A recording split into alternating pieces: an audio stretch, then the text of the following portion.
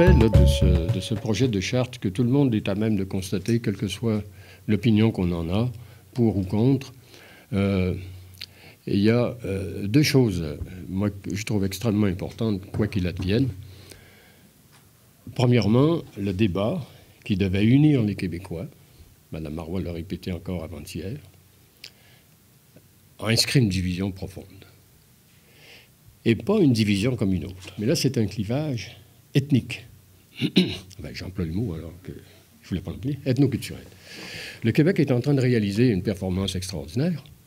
Dans toutes les sociétés où il y a des minorités ethnoculturelles et des immigrants de fraîche date, elles sont toutes en compétition. Elles font leur lobbying auprès du gouvernement, auprès de l'État pour obtenir des avantages, pour obtenir leur reconnaissance, etc. Et elles font toujours ça très conscientes de la compétition, du fait qu'il y a un paquet d'autres minorités qui font la même chose, puis ils se disputent, hein, ils se retrouvent au portillon de l'État. Au Québec, on est en train de réaliser une performance sociologique extraordinaire. On est en train d'unifier les minorités, de les solidariser, et de les solidariser contre la majorité francophone. Alors, moi, c'est quelque chose qui m'inquiète beaucoup, et c'est une fracture qui va être très, très, très longue à réparer, et qui défait le travail minutieux, éclairé, patient, méritoire d'un paquet de Québécois qui ont travaillé à intégrer la diversité au Québec depuis quelques décennies. Moi, quand je pense à ça, ça me donne envie de pleurer. La deuxième, c'est assez curieux, c'est une dimension qui semble laisser indifférent pas mal de gens. Au Québec, on a fait quelque chose qui est extraordinaire, qui n'a pas beaucoup de précédents et qui suscite l'admiration chez les esprits qui veulent bien voir les choses. On a réussi à conjuguer un nationalisme fervent, celui des dernières décennies, après la Révolution tranquille, avec des politiques libérales et très progressives. On a réussi ça, nous autres.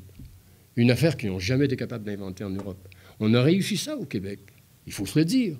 On est en train de perdre le profit qu'on avait accumulé et on est en train de donner des munitions à ceux qui voudraient réactualiser l'ancienne image du Québec comme étant une société xénophobe, irrespectueuse de la diversité, etc. C'est ça qu'on est en train de faire à l'étranger, là.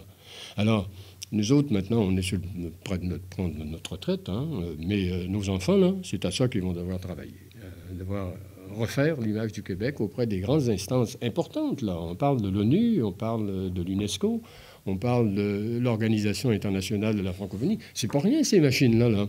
Ça fabrique les opinions, ça prend des décisions, ça a des répercussions partout. C'est la mondialisation. Alors, moi, ce qui m'étonne, c'est que l'argument que je suis en train d'énoncer, souvent, en tout cas trop souvent à mon goût, laisse les gens complètement indifférents. Ils penseront ce qu'ils voudront, ça ne nous dérange pas.